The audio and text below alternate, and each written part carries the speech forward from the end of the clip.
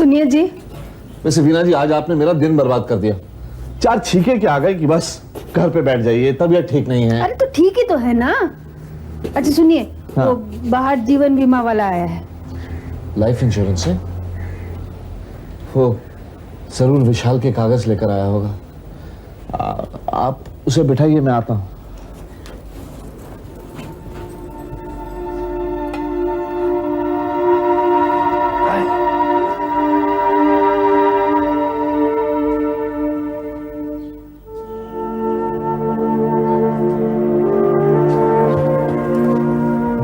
नमस्ते बेटा।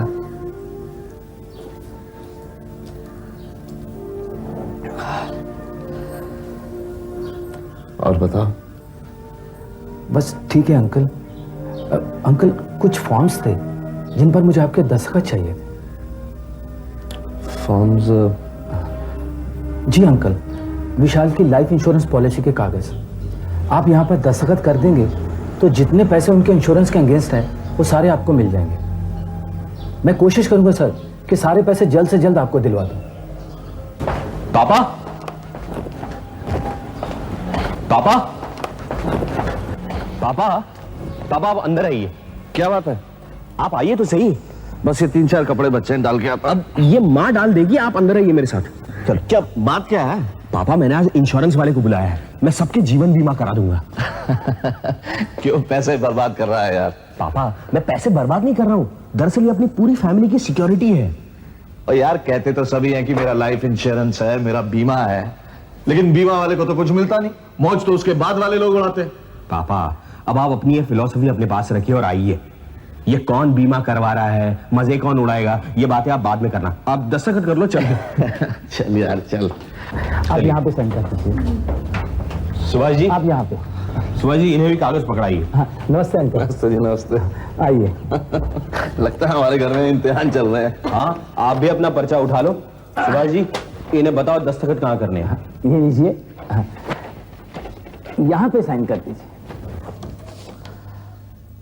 सबसे ज्यादा किसकी इंश्योरेंस करवाई? विशाल की 2 लाख रुपए की। और यार विशाल, अब मैं तेरे से कुछ बोलूंगा तो तू कहेगा कि पापा आप मुझे अभी तक बेवकूफ समझते हैं, कि अब तो मैं बच्चे वाला हो गया हूं। अब क्या हो गया? यार सबसे ज्यादा मेरी करवानी चाहिए ना। क्यों? क्यों मतलब सबसे ज्यादा करीब मैं जो हूं। बच्चे कितने, 3-4 साल और। हमें साइन ही नहीं करनी ये निगौड़ी पॉलिसी जहाँ आदमी को मरने का इंतजार करना पड़े। ओ नहीं वीना जी, पर सोच समझ के तो करनी चाहिए ना। सबसे ज्यादा मेरी होनी चाहिए, फिर आपकी होनी चाहिए, और बच्चे तो। चुप रहिए जी। वही तो मैं कह रहा हूं, बच्चों को इंश्योरेंस कराने की जरूरत ही नहीं है। भगवान इनकी लंबी उम्र करे, इन्हें बीमे की जरूरत ही नहीं पड़नी। पापा, अब आप दस्तखत कीजिए प्लीज।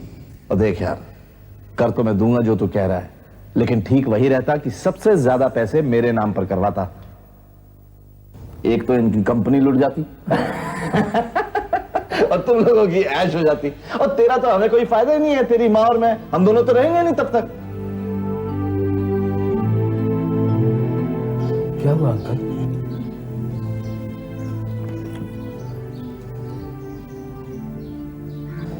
कुछ नहीं, कुछ नहीं बेटा।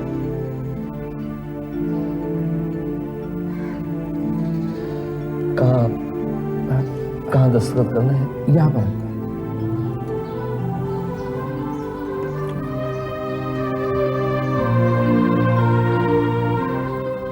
लेकिन बेटा, पति का पैसा तो उसकी बीवी को मिलता है ना? जी अंकल, ये सारा पैसा दरअसल विशाल के बाद कविता जी को जाता है, पर उन्होंने लेने से इनकार कर दिया और कहा कि घर में मुझसे भी बड़े हैं, और विशाल सिर्फ मेरा ही नहीं, हम सबका था। ये पैसे पापा को जाने चाहिए, क्योंकि मुझे मिलेंगे तो भी मैं पापा को ही दूंगी। ये देखिए, ये लेटर ऑफ अथॉरिटी भी उन्होंने मुझे दे दिया है।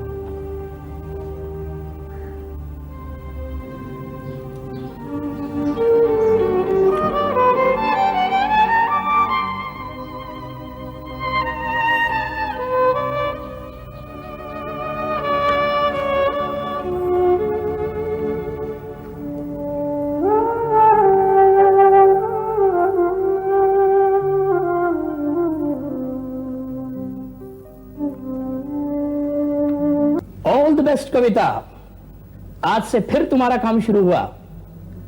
पर तुम चिंता मत करना, 1-2 महीने में मैं तुम्हारा पोस्ट चेंज करवा दूंगा। इट्स ऑल राइट सर, आप फिक्र मत कीजिए। 1 मिनट कविता, मैं अभी जाके आता हूं, तुम जाना मत, हैं?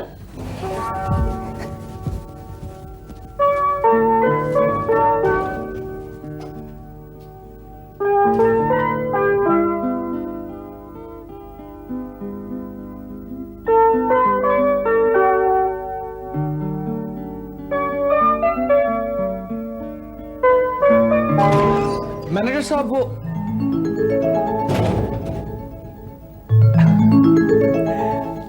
Hello hello. आप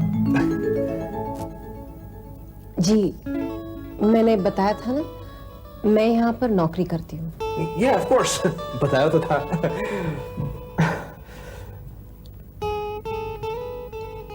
आप? मैं भी यहाँ पर नौकरी कर रहा हूँ।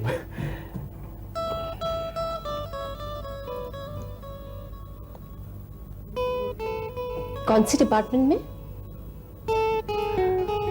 वो यहाँ मार्केटिंग डिपार्टमेंट पे। मार्केटिंग। आप इसी ऑफिस में काम करते हैं? जी that's right. नहीं, मार्केटिंग डिपार्टमेंट टाउन साइड है ना? हाँ, टाउन साइड तो है। मैं यहाँ मैनेजर साहब से मिलने आया था। यू नो, मैनेजर साहब इट्स नॉट देयर। वो जरा बाहर गए हैं, आती होंगे। आप यहाँ? सर मैं आप ही के यहाँ गया था सर। ये मुझे प्यार से सर पुकारते हैं। क्या है कि मैं बहुत आलसी हूँ, I don't work, you know, तो वो मुझे हर वक्त कहते हैं कि इंस्टेड ऑफ नौकर you should be a boss. बड़े मजाकिया है, isn't it? कविता, तुम इन्हें जानती हो? ऑफ कोर्स, 2 बार मुलाकात हो चुकी है। ये हमारी 3री मुलाकात है कविता जी से। कविता जी, कविता, ये excuse me Kavita, come here please. Sorry, कुछ नहीं। धीरे धीरे। हाँ, आप इन्हें कभी मत बताइएगा कि मैं विक्रम चौधरी हूँ, इस कंपनी का इकलौता वारिस। Do you understand? तो क्या बताऊं? आप कुछ भी बता दीजिएगा, यू नो, एनीथिंग। कहिए कि मैं यहाँ नौकरी करता हूँ मार्केटिंग डिपार्टमेंट में। यू नो, मार्केटिंग, बस मैंने बोल दिया ना। अगर नाम पूछ लिया तो विक्रम, क्यों नौकर और मालिक एक नाम नहीं हो सकते? हो सकते हैं ना? हो सकते हैं कि नहीं? हाँ, तो बस मैं विक्रम ही हूँ। She's so pretty. She's so pretty.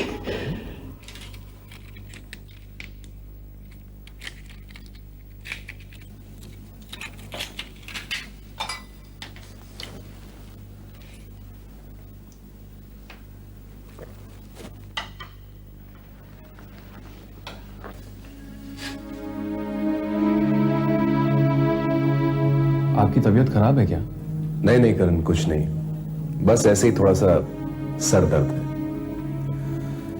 क्या हो रहा है करण कि पिछले कुछ रोज से हर रोज रात को देर हो जाती है और सुबह जल्दी उठना पड़ता है। आप 2-4 दिनों की छुट्टी लेके घर पे क्यों नहीं बैठ जाते? घर पे तो मैं 5 मिनट भी नहीं बैठ सकता। घर पे तो बिल्कुल भी नहीं करण, हर वक्त काम में ही ध्यान लगा रहेगा। फोन कॉल्स, मैसेजेस, घर ऑफिस बन के रह जाएगा।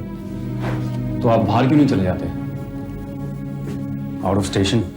बाहर भी अकेले जाके बोर हो जाऊंगा। भैया आपसे एक बात पूछनी थी, जरा पर्सनल है लेकिन फिर भी। हाँ हाँ, पूछो पूछो। आपने अभी तक शादी क्यों नहीं की? आपकी तो शादी हो जानी चाहिए थी अभी तक। हाँ, हो तो जानी चाहिए थी। फिर किसी रोज बताऊंगा, बहुत लंबी कहानी है। कुछ भी हो विजय भैया, अब आपको शादी कर लेनी चाहिए। मेरे ख्याल से विशाल भैया और आपकी उम्र एक ही होगी ना? विशाल भैया ने तो मौका देखा और कविता भाभी से झट से शादी कर ली।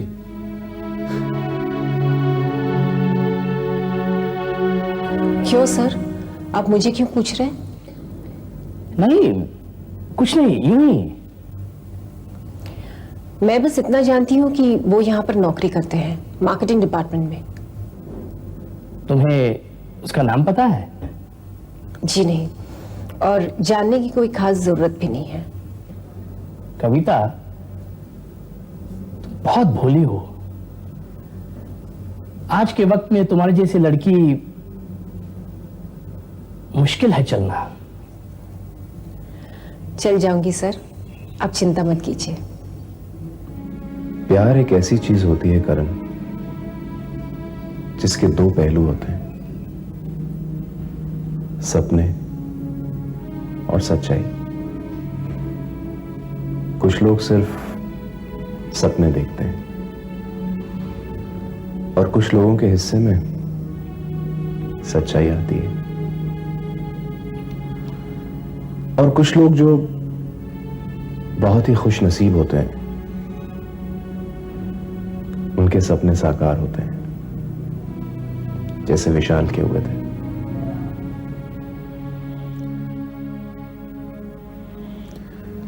मेरे हिस्से में तो सिर्फ सपने ही आए थे जो सच नहीं हो सके। उसने आपको छोड़ दिया था?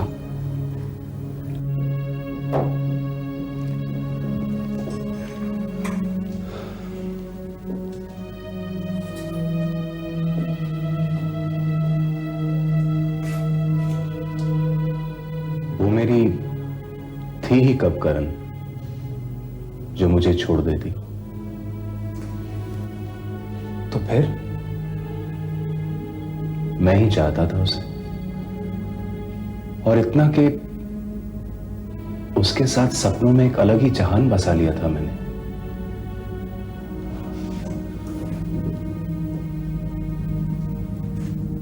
आपने उसको बताया था कभी?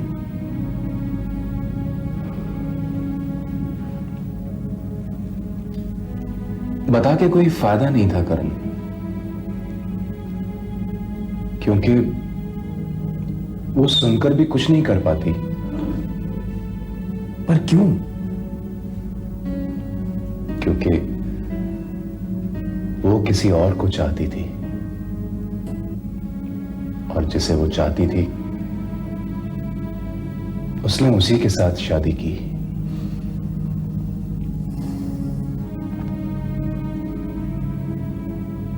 विजय भैया, क्या यही वजह है कि आपने अभी तक शादी नहीं की?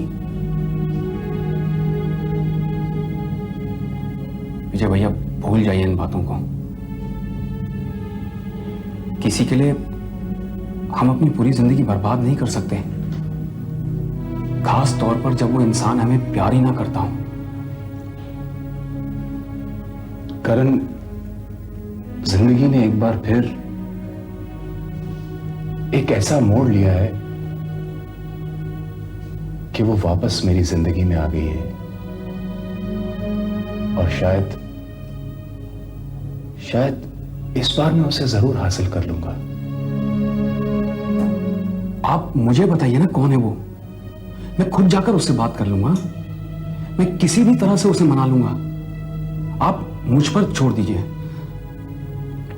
विजय भैया, उसको तो ये भी नहीं पता होगा कि आप अभी तक उसका इंतजार कर रहे हैं। विजय भैया, मैं उसे आपका इंतजार बताऊंगा, आपके प्यार की शिद्दत सुनाऊंगा उसे। कैसे कैसे रंग दिखाती है ये जिंदगी भी ना।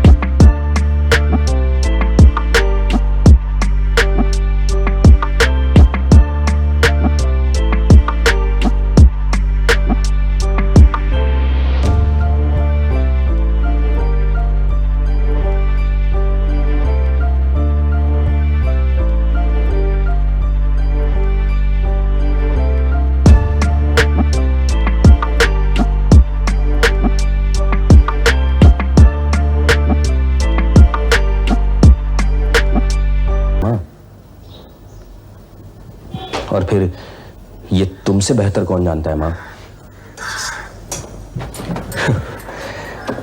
जब पैसा नहीं होता तो रिश्तेदार, दोस्त, नाते सब कैसे होते हैं, और पैसा आते ही सब कैसे हो जाते हैं, ये तो तुमने अच्छी तरह से देखा है ना मां।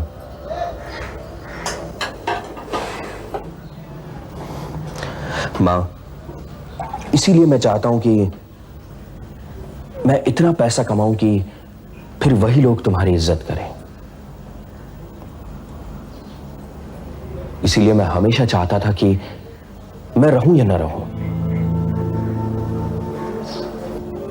मैं अपने घर वालों के नाम इतना पैसा कर देना चाहता हूं कि पैसों की वजह से वो लोग किसी चीज के मोहताज ना रहे।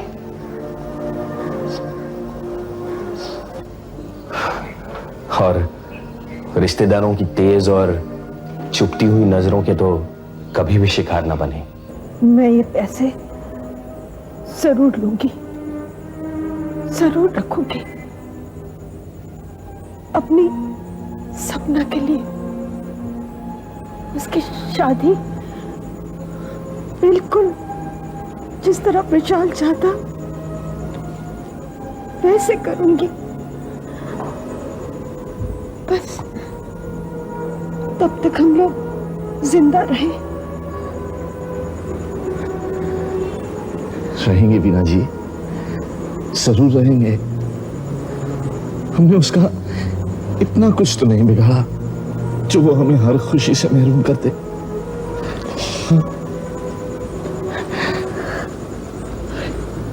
मम्मी, ये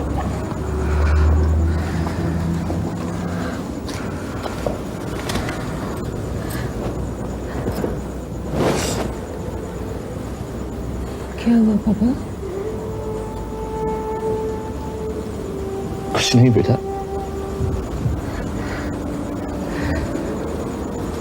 देख कविता, जब विशाल था तो तू मेरी बहू थी, लेकिन अब विशाल के बाद हमारा रिश्ता बदल गया है। तू मेरी बेटी हो गई, हमारा रिश्ता बाप और बेटी का हो गया।